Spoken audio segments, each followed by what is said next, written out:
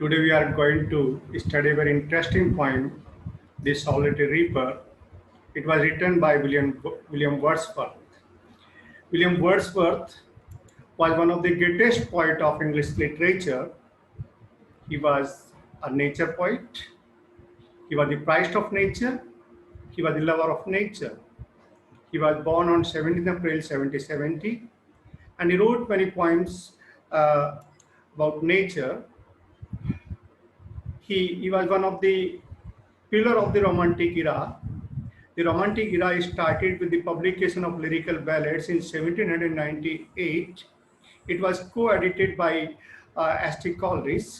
He wrote another poem that is an autobiographical poem that is Prelude, Tintry Abbey, The World is Too Much with Us, The Solitary Reaper upon Westminster Bridge. The other great romantic poets are St. Coleridge, P.B. Shelley, John Keats, John Byron. For Wordsworth, nature was mother, nature was a teacher, nature was a spiritual power to him, and he became poet laureate in 1843 till his death 1850.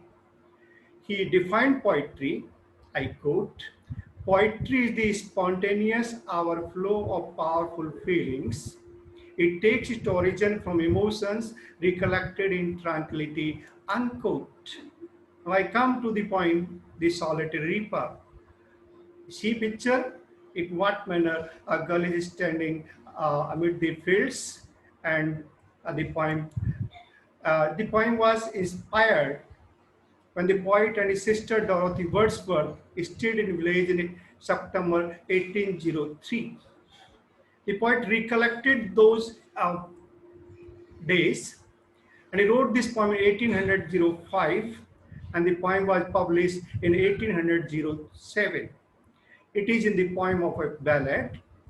In this poem, the poet praises the beauty of the music, its expressive beauty, and the spontaneous outflow of the powerful feelings.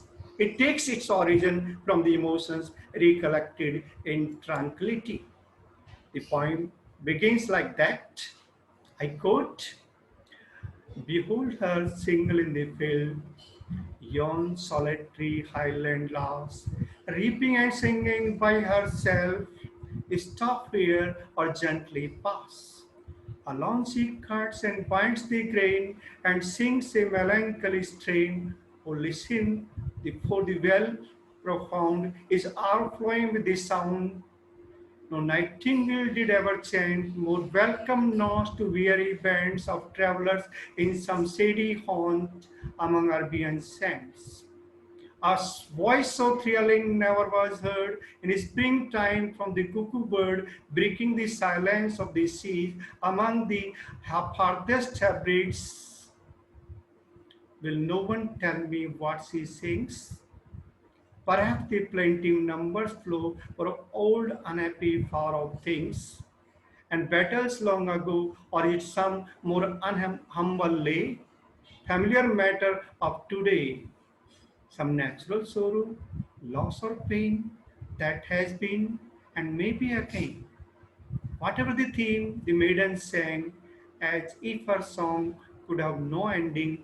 I saw her singing at her work over the sickle bending.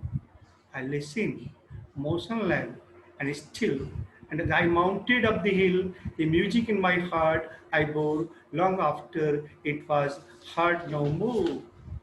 In the very first instance of the poem, the poet invites us to see the girl who was all alone in the field. She was singing and reaping all together. She was doing two works together. One work is of reaping and the other work of singing.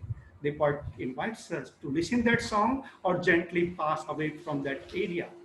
Now, but the poet guesses, the poet finds that she was singing a sorrowful song. There was melancholy touch in her song. Now the poet invites us to listen her song. The whole valley was overflowing, was echoing by the sound of that music. Now the poet compares and contrasts the song of that girl with that of a nightingale. The song of the nightingale appears sweeter, appears enchanting to the tired travelers who passes from the Arabian deserts. But the poet says the song of the girl surpasses the song of the nightingale. Next, the poet compared the song of the girl with the cuckoo bird. When a cuckoo bird sings in the silent sea, it breaks the silence. The song of the cuckoo bird appears thrilling, but the poet says, the poet believes that the song of the girl was more thrilling, or more enchanting than the song of that cuckoo bird. Perhaps the girl was singing in the local dialect. The poet could not take the idea from that song. That's why the poet is interested to know the theme of that song. The poet guesses, perhaps the girl was singing of some unhappy things that might happen to her, or that may happen to her again. Or it might be the matter of the daily life. You see, there might be some natural sorrow, loss or pain, but the poet recognizes one thing. The poet guesses one thing, that there was pain in her song. The poet also realizes that she was singing unstopped. That she was singing unending. The poet saw her while she was bending over the sickle, while was singing a sorrowful song. The poet listened her song without any disturbance. The poet listened her song motionless and still, as and when the poet crosses that mountain. The song was not heard, but the music of this song was present in the mind. The poet was greatly impressed. The poet was greatly affected by the song of the girl. In that manner, it is a song of solitude. In this manner, the poet invites us to see the beauty of the nature.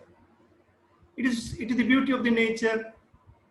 The poet contrasts the song of the girl with that of nightingale and cuckoo bird. It is a sorrowful song, but at the same time, we guess that in what manner the poem is full of pictorial quality.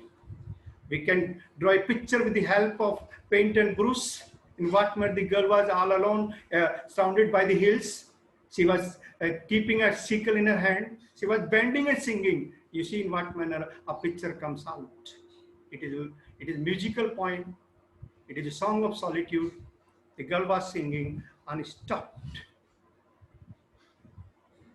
Wordsworth was a poet prized in love of nature.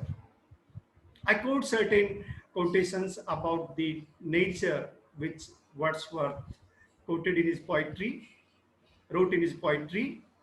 I quote, "Nature never did betray the heart that loved her," unquote. Again, I quote, "My heart leaps up when I behold a rainbow in the sky. So was it when my life began. So it is now I am a man," unquote. Again, I quote, "Come forth into the light of things, let nature be your teacher," unquote. Finally, I would like to say, no other poet could have written such beautiful lines. I quote, "A voice so thrilling never was heard in springtime from the cuckoo bird, breaking the silence of the seas among the farthest Hebrides." Thanks.